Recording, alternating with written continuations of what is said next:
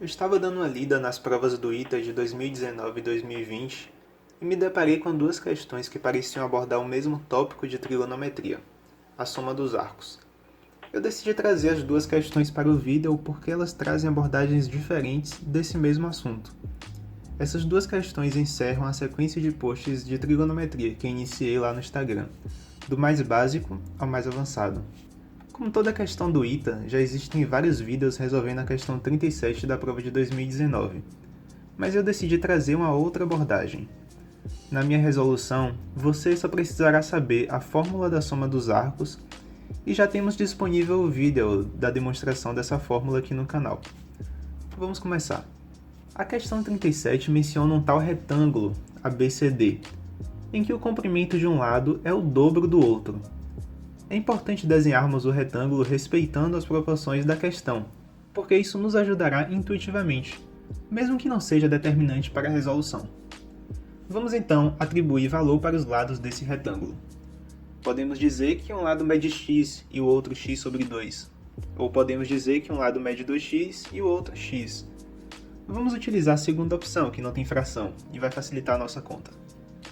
Agora colocamos no nosso retângulo os pontos M e N, com seus respectivos comprimentos. BM mede metade de x e MN mede metade da metade, ou seja, 1/4 de x. Nossa questão está montada, mas o ângulo a que a questão se refere não está em um triângulo retângulo. Se você está familiarizado com a demonstração da soma dos arcos ou da lei dos senos, a sua intuição lhe dirá para buscar os triângulos retângulos na figura, calcular os senos e os cossenos dos seus ângulos e encontrar uma relação com o seno e o cosseno do ângulo que queremos, que vamos chamar de alfa. É por isso que aqui no canal eu sempre enfatizo que você vá atrás da demonstração e simplesmente não decore a fórmula. Se tivermos o seno e o cosseno de alfa, teremos a sua tangente. Vamos fazer isso. Dois triângulos retângulos que podemos identificar são o ABM e o ABN. Vamos chamar o ângulo BAM de beta, e o ângulo BAN então será alfa mais beta. Vamos calcular quanto mede o cateto BN de antemão, para agilizar nossos cálculos. X sobre 2 mais x sobre 4 é 3x sobre 4. Vamos calcular o seno e o cosseno de beta. Para fazer isso, precisamos da hipotenusa do triângulo, e podemos obtê-la utilizando o teorema de Pitágoras, também já demonstrado aqui no canal. O lado AM medirá então raiz de 4x² mais x² sobre 4, que é raiz de 17x² sobre 4, ou x raiz de 17 sobre 2. Agora podemos calcular o seno de beta, que será x sobre 2 dividido por x raiz de 17 sobre 2, ou 1 sobre raiz de 17. E o cosseno de beta será 4 sobre raiz de 17. Agora vamos fazer o mesmo com o triângulo ABN. Vamos encontrar sua hipotenusa para calcular o seno e o cosseno de alfa mais beta. A hipotenusa será dada pela raiz de 3x sobre 4 ao quadrado mais 4x ao quadrado, que é igual a raiz de 9x ao quadrado sobre 16 mais 4x ao quadrado, ou raiz de 73x ao quadrado sobre 16. E tudo isso dá x raiz de 73 sobre 4. Agora calculamos o seno e o cosseno de alfa mais beta. O seno é igual a 3x sobre 4 dividido por x raiz de 73 sobre 4. E isso resulta em 3 sobre raiz de 73. Para calcular o cosseno, dividimos 2x por x raiz de 73 sobre 4, que resulta em 8 sobre raiz de 73. O próximo passo da nossa resolução é utilizar o seno e o cosseno da soma de dois ângulos para encontrar o ângulo alfa. O seno de alfa mais beta é igual a seno de alfa vezes cosseno de beta mais seno de beta vezes cosseno de alfa. E tudo isso, como vimos, é igual a 3 sobre raiz de 73. Também podemos substituir onde tem cosseno de beta e seno de beta pelos valores que calculamos. Teremos que 4 seno de alfa sobre raiz de 17 mais cosseno de alfa sobre raiz de 17 vai ser igual a 3 sobre raiz de 73. Fazemos a mesma coisa com o cosseno. Perceba que o nosso objetivo aqui é montar um sistema cujas duas variáveis são o seno de alfa e o cosseno de alfa. O cosseno de alfa mais beta é igual a cosseno de alfa vezes cosseno de beta menos seno de alfa vezes seno de beta. E como calculamos, é igual a 8 sobre raiz de 73. Substituindo os valores que calculamos, obtemos 4 vezes cosseno de alfa sobre raiz de 17 menos seno de alfa sobre raiz de 17 é igual a 8 sobre raiz de 73. Resolvendo esse sistema, iremos obter que o seno de alfa é 4 sobre raiz de 17 sobre 17 vezes raiz de 73. E o cosseno de alfa é 35 raiz de 17 sobre 17 raiz de 73. Esses números são assustadores, mas você deve ter em mente que irá dividi-los para obter a tangente. E geralmente os termos se cancelam nesses casos.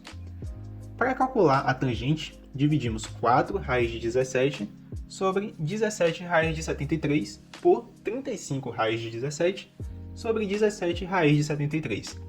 E como esperado, os 17 e as raízes se cancelam, restando apenas 4 sobre 35. Portanto, a resposta da questão 37 da prova de 2019 é a letra C.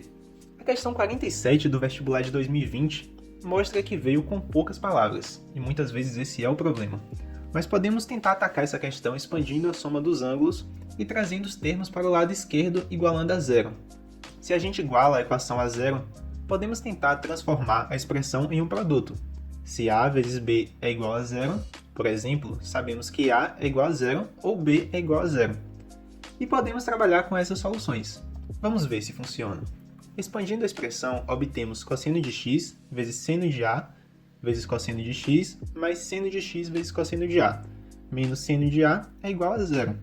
Aplicamos a propriedade distributiva, obtendo cosseno ao quadrado de x vezes seno de A, mais cosseno de x vezes seno de x vezes cosseno de A, menos seno de A é igual a zero. Isolamos o seno de A para obter seno de A vezes cosseno ao quadrado de x menos 1, mais cosseno de x vezes seno de x vezes cosseno de A é igual a zero. Sempre que tiver 1 menos um termo ao quadrado, associe imediatamente a Pitágoras. Lembre-se que na trigonometria, seno ao quadrado de x mais cosseno ao quadrado de x é igual a 1. Portanto, seno ao quadrado de x é igual a 1 menos cosseno ao quadrado de x. No nosso caso, a ordem está trocada. Isso significa que cosseno ao quadrado de x menos 1 é igual a menos seno ao quadrado de x.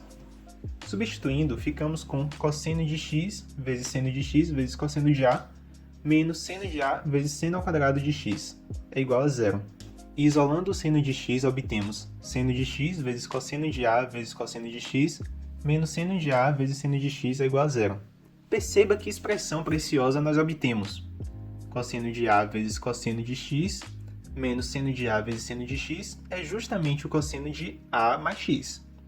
Muitas vezes nós lembramos da ida dessa equação, afinal cosseno de A mais x chama mais atenção. Mas a volta também é muito importante. Nesse caso mesmo, substituímos cosseno de A vezes cosseno de x, menos seno de A vezes seno de x por cosseno de A mais x. E obtemos seno de x vezes cosseno de A mais x é igual a zero. Pronto! Agora é uma questão de possibilidades. Essa equação só é igual a zero se seno de x ou cosseno de A mais x for zero. Vamos analisar primeiro quando seno de x é igual a zero. Para isso, vou chamar aqui o nosso querido círculo trigonométrico. Vamos utilizar o raio do nosso círculo, que eu chamarei carinhosamente de raio-mundo. O nosso seno é zero quando o raio-mundo está deitado, tirando seu cochilo.